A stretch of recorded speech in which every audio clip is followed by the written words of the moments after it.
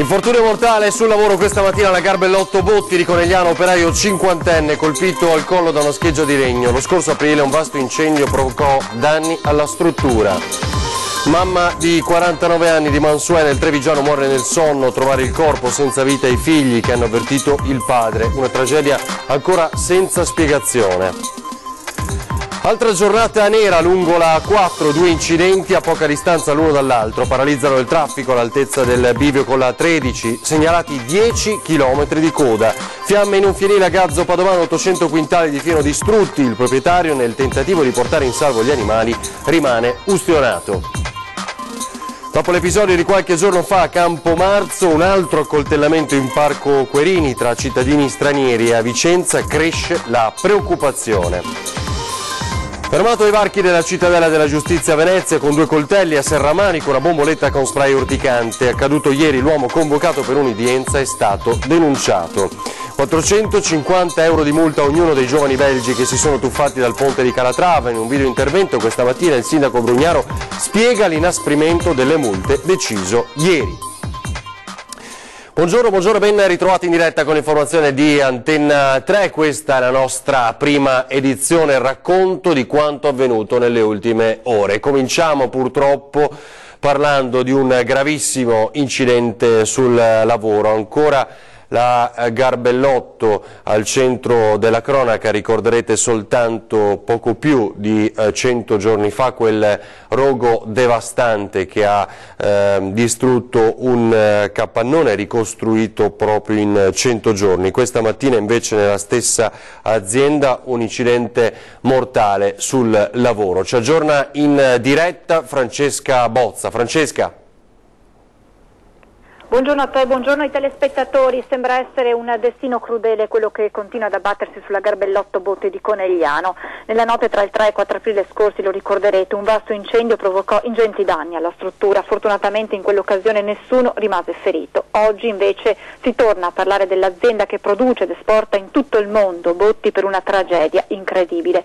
Sono le 9 quando un dipendente che lavora da anni alla Garbellotto sta tagliando un pezzo di legno.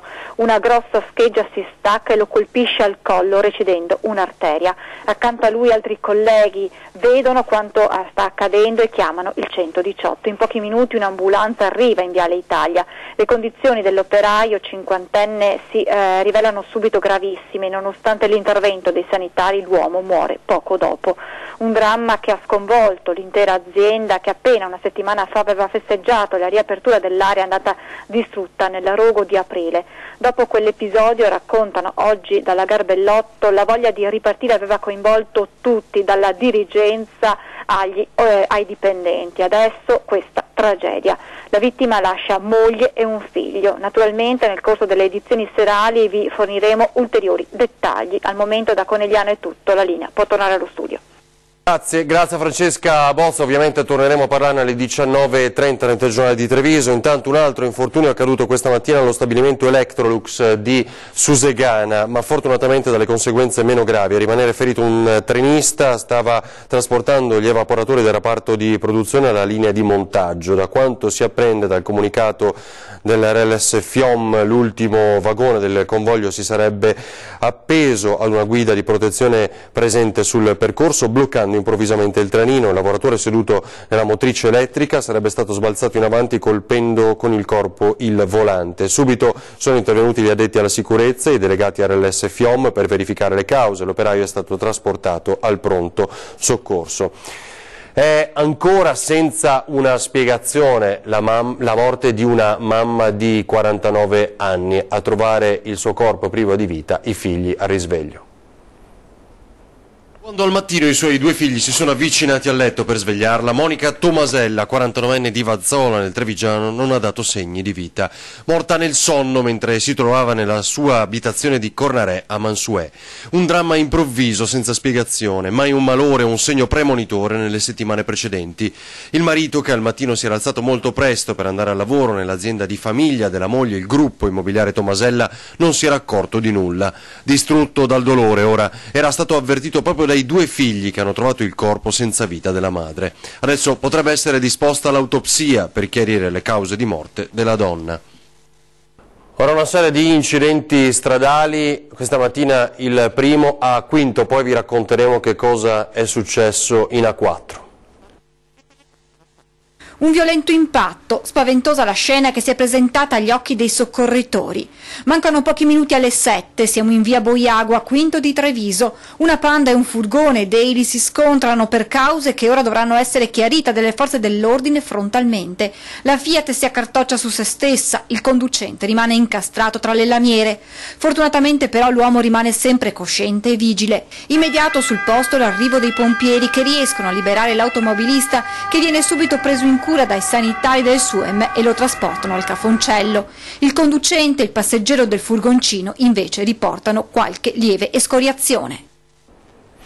Invece la coda tra Padova Est e Dolo ha toccato i 10 km questa mattina ancora per incidenti. Mattinata di passione in autostrada con code e rallentamenti. La situazione più grave si è verificata tra Padova Est e Dolo, dove attorno alle 7 un fiorino che trasportava frutta è uscito di strada per cause in corso di accertamento all'altezza di Arino, provocando pesanti conseguenze sulla circolazione. La coda che si è formata a causa dell'incidente ha toccato i 10 km di lunghezza. Le due persone che si trovavano a bordo del mezzo sono rimaste lievemente ferite. Situazione difficile anche sulla A13, la Padova-Bologna. Qui un tamponamento avvenuto nei pressi dell'area di servizio di Terme ha provocato forti rallentamenti, con un incolonnamento che ha raggiunto i 3 chilometri. Ora a Jesolo, pistola puntata al volto, il ristoratore di Jesolo ha rapinato dell'incasso di 6.000 euro. È accaduto nella notte tra sabato e domenica al proprietario della pizzeria ristorante Piave, assalito da due malviventi che poi sono fuggiti con il suo borsello, l'intero incasso della giornata lavorativa nel locale di via Baffile. Il titolare è stato colto di sorpresa, bloccato dai banditi e scaraventato a terra, quindi gli hanno puntato la pistola. Dopo averlo minacciato hanno strappato il borsello e si sono allontanati in fretta, rubando anche la bicicletta elettrica con la quale la vittima di questa rapina si stava dirigendo verso casa dopo la chiusura del locale, come vi abbiamo raccontato in questa rapina violenta. Un incendio nel Padovano adesso ha distrutto un fienile a Gazzo, il proprietario nel disperato tentativo di salvare gli animali è rimasto ustionato. Sono terminate all'alba le operazioni di spegnimento dell'incendio del fienile divampato in serata in via Ceresone a Gazzo Padovano. I vigili del fuoco, intervenuti nell'immediato da Cittadella, Padova e Vicenza e successivamente anche con i volontari di Santa Giustina, sono riusciti a circoscrivere le fiamme, evitando l'estensione alla stalla e alla vicina abitazione. Nei primi concitati momenti il proprietario, nel mettere in salvo alcuni beni, si è ustionato, come anche un paio di capi di bestiame. L'uomo è stato accompagnato in ospedale. Bruciati circa 800 quintali di fieno per un totale di oltre 250 rotoballe. Danneggiata la struttura del fienile. Le cause del rogo sono al vaglio dei vigili del fuoco. E la nuova ondata di maltempo ieri in Veneto, che abbiamo seguito praticamente in diretta, un fulmine ha colpito il campanile della chiesa della Beata Vergine del Caravaggio di Visome, facendo sprigionare le fiamme in una parte in legno sotto il parafulmine della lamiera. Ad accorgersi del fumo una signora che stava passando davanti alla chiesa e ha dato l'allarme. Sul posto i vigili del fuoco, con l'aiuto di un'autoscala, hanno raggiunto la cima del campanile e hanno spento le fiamme. Tanti i danni anche nel veneziano, ora li riepilogheremo. Tra questi anche un fulmine anche in quell'area che ha parzialmente distrutto un'abitazione. L'ondata di maltempo che ha investito con particolare violenza il nord Italia non ha risparmiato la provincia di Venezia. Nel pomeriggio di ieri la pioggia scrosciante, il forte vento e la grandine hanno allungato l'elenco dei danni che un medesimo fortunale aveva causato già nella giornata di lunedì. Un fulmine ha provocato l'incendio di un'abitazione a Torre di Mosto tra via Sant'Elena e via Morlacchi. Un'ottantina le richieste di intervento ai vigili del fuoco per allagamenti e alberi caduti in strada. Nelle spiagge del litorale c'è stato un fuggi-fuggi di bagnanti spaventati dal vento e dalle nubi minacciose che hanno scaricato quantitativi d'acqua eccezionali. Danni anche alle colture tempestate dalla grandine. Nel giro di un'ora la colonnina di mercurio è scesa di oltre 10 gradi e in serata attorno alle 19 le temperature si sono aggirate attorno ai 18 gradi. Secondo i previsori dell'ARPAV, da oggi la depressione che ha attraversato la nostra regione dovrebbe allontanarsi rapidamente verso est per fare nuovamente spazio all'anticiclone che riporterà il sole e le temperature attorno alla media stagionale. fatto salvo per sabato, quando la giornata potrebbe essere ancora caratterizzata da una certa variabilità.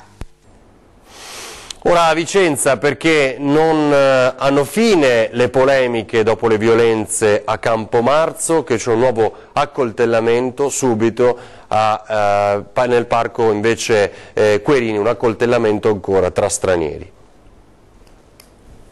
Sì, buongiorno. Dopo la brutale aggressione a Campomarzo tra due nigeriani, davanti agli occhi sconvolti dei passanti che si sono presi a bottigliate, un nuovo episodio di violenza in un altro parco importantissimo, un altro polmone verde di Vicenza. Stiamo parlando di Parco Querini. Qui un tunisino di 36 anni è stato ferito con una coltellata all'addome da un altro extracomunitario di cui ancora però non si ha traccia. Il tunisino si è presentato al pronto soccorso del San Bortolo in un bagno di sangue, è stato sottoposto immediatamente a un intervento chirurgico. La polizia ha avviato le indagini ed ora è caccia all'aggressore.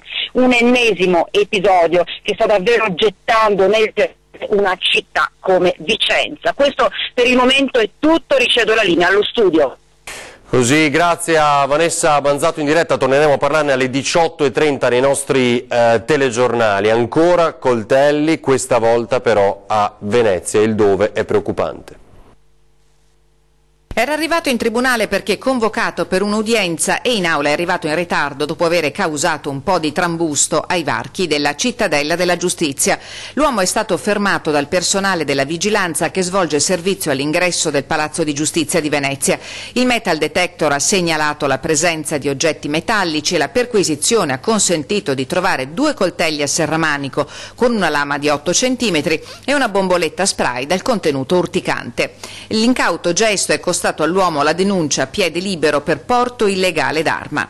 Non è la prima volta che ai controlli di sicurezza resi obbligatori in tutti i tribunali d'Italia dopo i drammatici fatti accaduti a Milano, vigilantes e forze dell'ordine si imbattono in persone che per distrazione lasciano nelle borse oggetti impropri, forbici, coltelli e addirittura cacciaviti.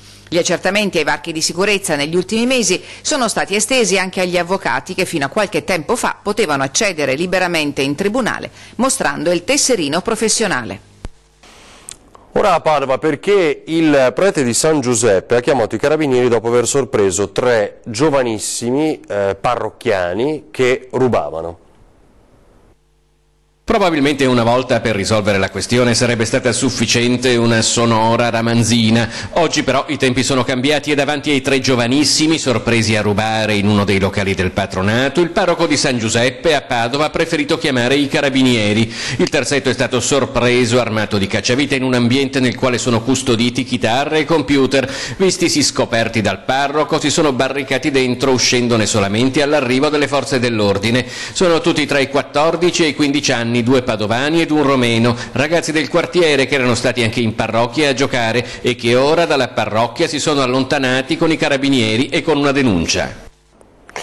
Ora a Mestre, perché lui vuole chiudere ma i clienti non ci stanno, alla fine scatta la violenza al bar Girasole di via Aleardi, a 2 passi dall'intersezione con via Fogazzaro e Mestre.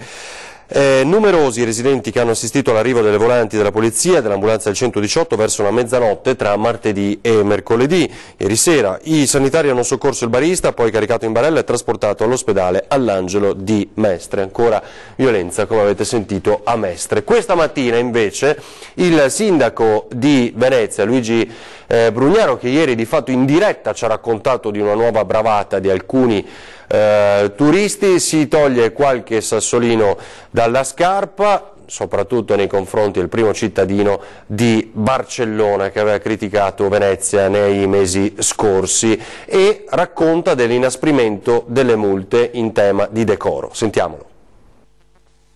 Queste persone pagheranno una multa di 450 euro a testa per le gesta che hanno fatto, ma soprattutto verranno denunciati penalmente per il rischio alla sicurezza e alla navigazione della città. Immaginatevi se passava un battello in quel momento e uno di questi eroi, invece che finire sul tetto del battello e schiantarsi lui, fosse caduto in testa una persona. Oggi avremo una persona magari in ospedale morta, e per cui non possiamo più scherzare. L'altra sera,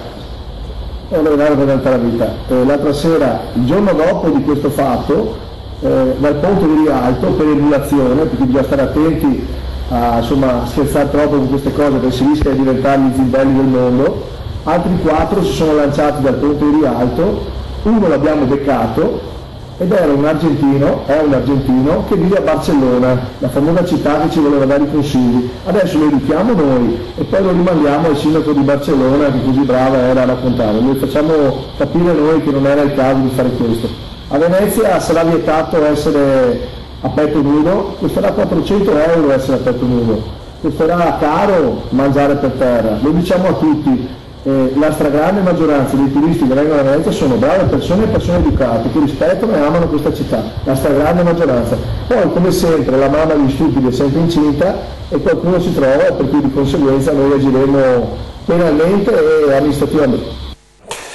Podista inseguito da un maniaco, l'episodio nel Trevigiano, sconcertante. Lunedì una donna di 56 anni, commerciante, ha subito un approccio inequivocabile di tipo sessuale mentre era impegnata ad allenarsi. Un uomo descritto da lei come uno straniero è sceso da un'auto, l'ha inseguita attraverso i campi, intimandole poi di fermarsi, toccandosi i genitali. La malcapitata si è liberata dal maniaco fingendo una telefonata alle forze dell'ordine, cui si è comunque rivolta. Sull'episodio ora indagano i carabinieri di Castelfranco Veneto. Ci fermiamo per un minuto e poi vi raccontiamo l'ultima cassanata.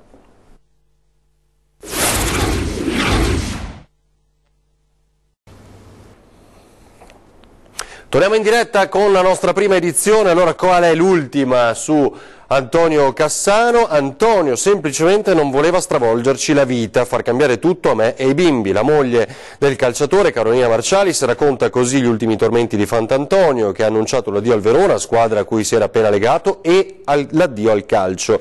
E per tutto, dice la pallanotista, intende la casa di nervi, la scuola dei figli e anche la voglia di riscossa professionale della stessa Marcialis, che dopo l'annata a Genova in Serie A2 era entrata nel mirino del Rapallo in A1. Ma io sono la prima, dice che lo appoggia in qualsiasi scelta, anche se ci fosse da andare in Cina lo seguirei con i bimbi, mi ambiento ovunque, l'importante è essere uniti, per il resto possiamo andare in capo al mondo. Proprio la signora Cassano aveva in un primo tempo convinto il giocatore a fare marcia indietro sull'addio al Verona, raggiungendo Primiero dove si allenava. Sono partita di mattina presto da Genova, racconta ancora, appena ho sentito la sua voce al telefono mi sono messa in macchina con i bambini, mi sono sparata 450 km, Antò neppure lo sapeva e che stavamo arrivando. Fatto sta che lui ha lasciato l'Hellas ancora prima di iniziare la stagione e fino a questo punto anche il calcio. Ora la solidarietà a favore del mondo dell'associazionismo con il gemellaggio di giornalisti e penne nere in municipio conegliano ieri. Vediamo.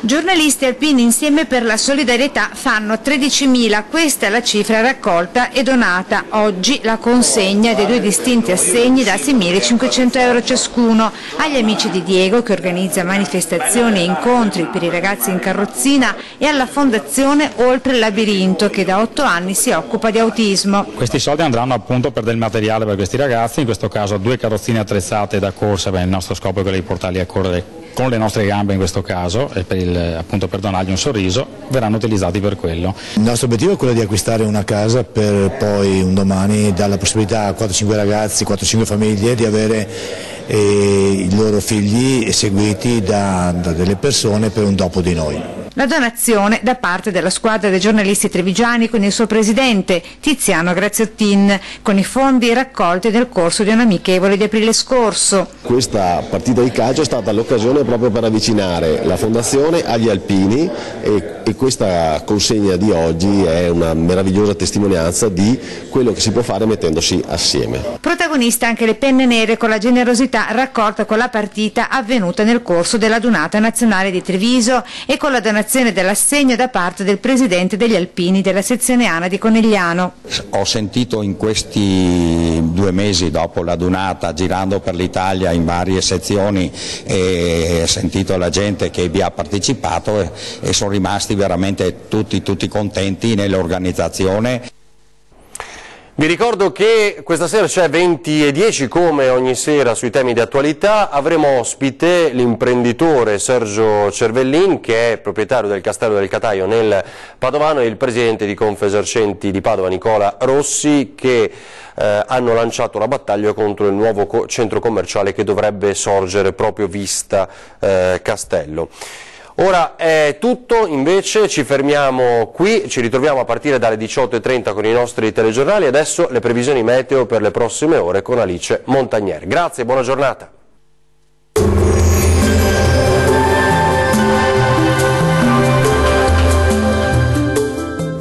Da Vittorino, panificio, caffetteria, paninoteca e pub, aperto dalle 4:30. Qualche nube e anche qualche disturbo in alcuni settori delle nostre regioni, specie sui rilievi. Vediamo il dettaglio. Sul Veneto cielo in prevalenza poco o parzialmente nuvoloso, da segnalare la possibilità di qualche breve pioggia sui rilievi vicentini e qualche addensamento sul bellunese. Temperature massime che risultano essere in lieve aumento e previste sui 24-31 gradi, valori minimi stazionari sui 13-19 gradi circa. Andiamo ora a vedere che tempo farà sul Friuli Venezia Giulia. Tempo stabile e soleggiato su gran parte della regione, va evidenziata tuttavia una maggiore instabilità sui settori alpini. Temperature massime attese sui 24-28 gradi, valori minimi previsti intorno ai 13-17 gradi circa. Concludiamo con uno sguardo alla situazione del Trentino Alto Adige. Cieli più nuvolosi sulle Alpi confinali, anche con rovesci sparsi, specie in giornata. Sole prevalente altrove, salvo una diffusa e parziale nuvolosità. Temperature massime sui 28-29 gradi, minime sui 15 gradi circa. Il mare sarà quasi calmo, localmente calmo nel Golfo di Trieste, i venti deboli da est, localmente moderati nord-orientali sul Golfo di Trieste.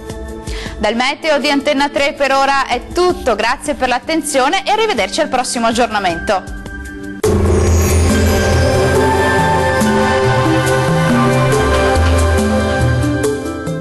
Da Vittorino, panificio, caffetteria, paninoteca e pub, aperto dalle 4:30.